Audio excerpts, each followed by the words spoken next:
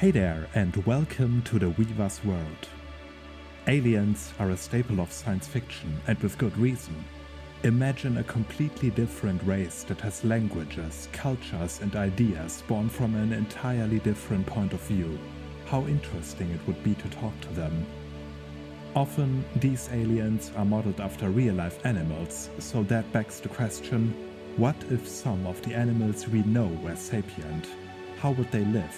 What would be their point of view regarding humanity, culture, and science? What could we learn from them? And could we be friends with them? If these questions intrigue you, then Sapience is the game for you. This space opera-style tabletop is set in a universe where great apes, octopi, and dolphins have been elevated to human-like intelligence and often coexist with humans. This has, of course, given rise to new problems, with interspecies discrimination and prejudice taking on entirely new dimensions. But all is not lost.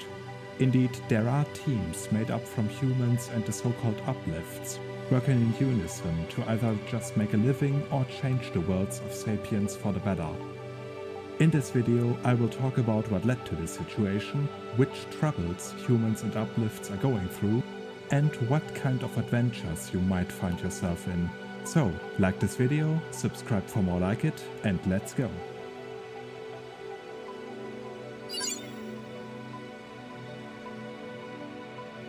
Sapience is set in the Hope Cluster, a large group of stars, a surprisingly high amount of which suit habitation for humans perfectly.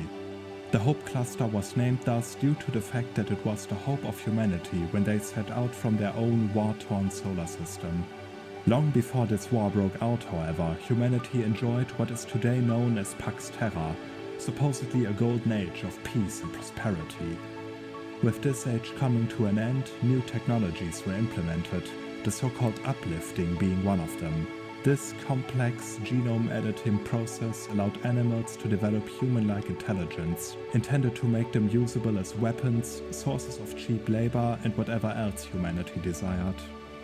Since uplifting was found to be easier with already intelligent species, ultimately 4 of them got subjected to this procedure over the years.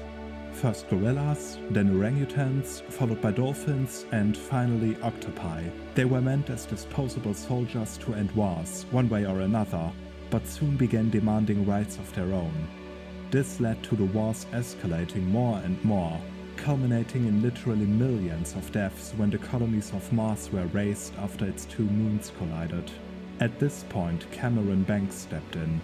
Convinced that the end of humanity in this solar system was a given, Banks put together 3 ships meant as arks to travel to a newly discovered system that, according to scientists, had around 30 habitable planets. These 3 ships were named the Juggernaut, the Behemoth, and the Leviathan, and set out to their voyage, which was estimated to last around 700 years. Only 2 of those ships arrived at the Hope Cluster in the end, with the Leviathan being lost in space.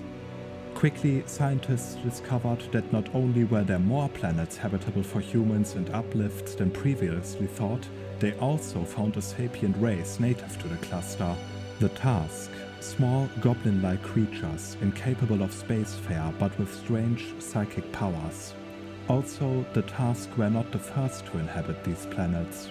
There was a civilization before them, the so-called Formers. Although what their civilization looked like or what caused their extinction is unknown, or if they are indeed extinct and haven't just traveled elsewhere.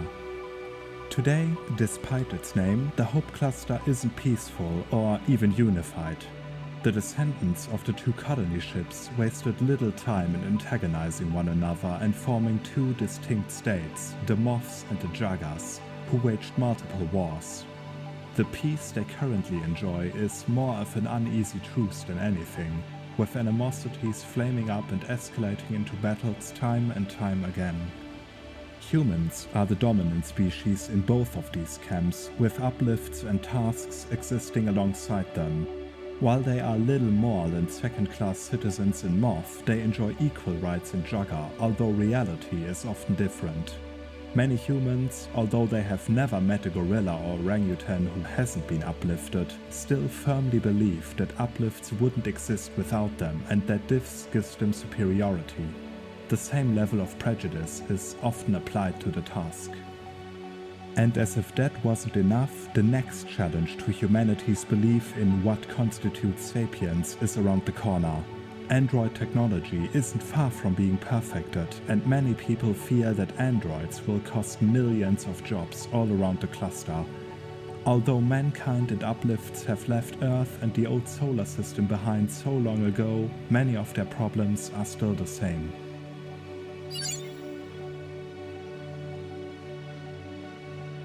The basic idea of Sapience is to play a crew made up from vastly different individuals. Humans, uplifts and Task don't necessarily like one another, but with the Hope Cluster being in a sort of desolate state and money being scarce, it would be stupid to overlook talent, no matter who possesses it. Or maybe your group are actually friends, as unlikely as it may seem to outsiders. Still, even friends have to get by.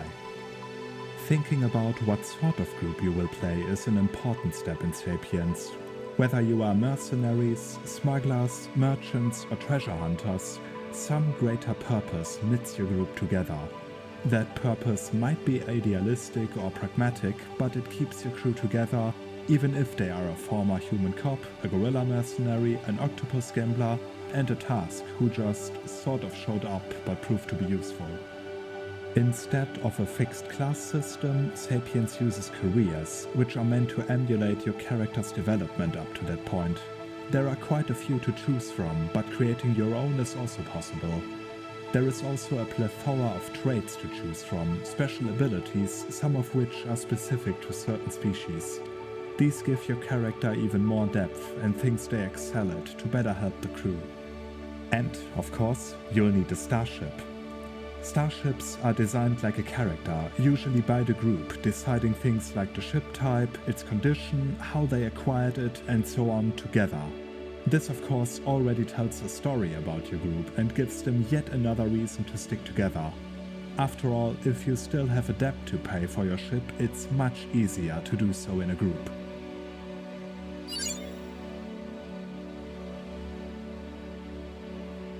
With the Hope Cluster being gargantuan in dimensions, there is no shortage of different star systems to explore. Most of those systems are named after countries or regions from Earth, both as a testament to humankind having conquered them, and for a sense of nostalgia and belonging. As mentioned before, the two great parties controlling many of these worlds are the Moths and the Juggers, descendants of those who boarded the eponymous ships. But there are a good few systems who chose to remain neutral in this conflict. Interstellar travel is, of course, possible, and even though the different systems are separated by light years of distance, modern technology has made it possible to travel between them in relatively short amounts of time. All these systems are distinct not only by name, but how they are ruled, how rich they are, and what kind of goods are in abundance and demand. Should your group be merchants, there is a lot of money to be made by buying cheap consumer goods in one system and selling them with a good profit in a richer system where they are in high demand. Of course, space travel is not without its dangers and you will need to watch your back. To this end, there are multiple factions and groups your crew may either join or at least associate themselves with. From the politically neutral trade cartel, which is only out to make a profit, to the religiously motivated Office for the Preservation of the Faith. Most systems have 1 or 2 habitable planets at most, although some have more. These planets all have a certain level of oxygen, gravity and so on to allow humans, uplifts and Task to live there, presumably because the formers have designed them that way. Some planets are overgrown with forests, while others are mostly covered by oceans with a few specks of land in between, or dry, vast deserts. Your group may have a stake in exploring certain kinds of worlds, of course. Maybe because you have a highly specialized dolphin diver who excels in ocean worlds, or an orangutan archaeologist who wishes to prove their theory about ruins of the former located in the desert worlds. Or maybe you are simply mercenaries, out to make a profit by selling your firepower to the highest bidder. Even factoring out the conflict between the Moths and the Juggers, there are ample opportunities to make money this way. Every world within a system is, after all, a planet on its own, with many different people living there who have different ideas about what is best for their planet. But whatever your chosen path as a crew is, remember that you chose this path together.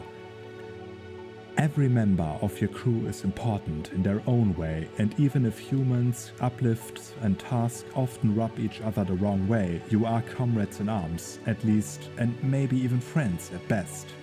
So what if your friend is a bit hairy or has flippers, as long as you can count on them when push comes to shove?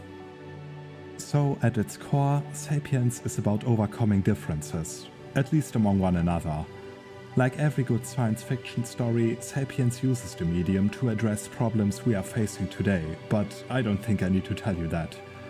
So whether you want to get rich by swindling people into buying old forgotten artifacts, solve a conflict between uplifts and humans, or find out what exactly happened to the formers, Sapience is all about working together and finding common ground to build a friendship on.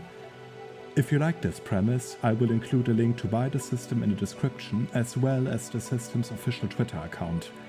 They were kind enough to send me a copy for Sapience for this video, so of course thank you so much for this. And with all that, see you in the Hope Cluster.